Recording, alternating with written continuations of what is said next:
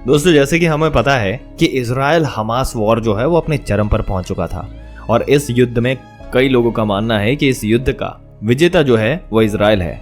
यहाँ पर कई लोग विजेता हमास को भी मान रहे हैं। कुछ लोग मान रहे हैं कि अमेरिका या पश्चिमी देश यानी कि वेस्टर्न कंट्री जो है, तो कुछ लोग कह रहे हैं कि अरब देश इसका इनडायरेक्ट विजेता है। लेकिन यकीन मानिए, इन चारों ही पार्टीज में से कोई भी हमास युद्ध का परफेक्ट विनर हो ही नहीं सकता। रीजन क्या है?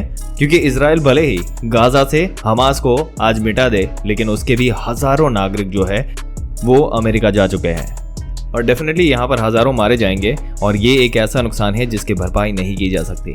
बात करें हमास की, तो वो तो विजेता है ही नहीं, क्योंकि इस पूरे खेल में उसका सफर होना तय है।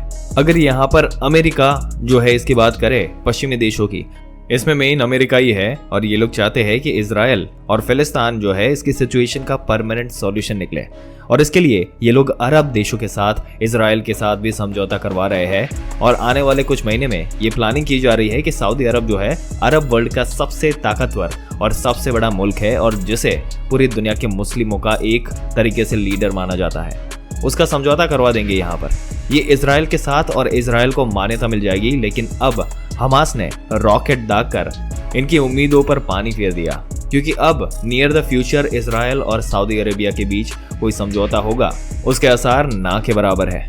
बात करें अरब देशों की, तो वो है फिलिस्तीनी सिचुएशन का पूरा परमानेंट सॉल्यूशन निकालना चाहते थे। इसके अलावा ईरान उनके सामने एक बहुत ही बड़ा और परमानेंट चैलेंज है। उसे चुनौती देने के लिए इन्हें अमेरिका और इजराइल का साथ चाहिए।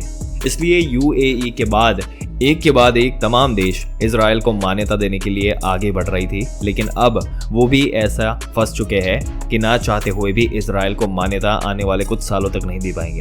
हालांकि बाद में चांसेस है कि इजराइल को मान्यता दे दे, लेकिन फिलहाल ये करना बहुत ही डेंजरस साबित हो सकता है। तो फिर आपका सवाल होगा कि इजराइल का असली विजेता कौन है? तो यहाँ पर ये समझने की कोशिश करते हैं, असली विजेता एक ऐसा देश है जो हजारों किलोमीटर दूर बैठकर इस पूरे युद्ध का फायदा उठा रहा है। एक तरीके से ये मान लो कि इस युद्ध के उसके हाथ में अलादीन का चिराग जो है वो लग चुका है, जो उसकी किस्मत पलट सकता है, और उस देश का नाम है रशिया। ऐसा क्यों? अब ये स्टेटमेंट देख लो, आप खुद समझ जाओगे। दरअसल व्हाइट हाउस के जो प्रवक्ता है, यानी कि जो अमेरिकी राष्ट्रपति के प्रवक्ता जो है, उन्होंने अब से 2 दिन पहले ये बयान दिया था कि इस समय वो यूक्रेन को मदद कर रहे हैं और हमने आज ही करीबन 100-200 मिलियन डॉलर की मदद करी है, यूक्रेन के लिए रवाना कर दिए हैं। लेकिन हम साफ कर देंगे कि प्रेसिडेंट बाइडेन ये करना चाहते हैं, ये मदद इनकी मदद करी है और हम पहले ही यूक्रेन को इस बात के बारे में जानकारी दे चुके हैं।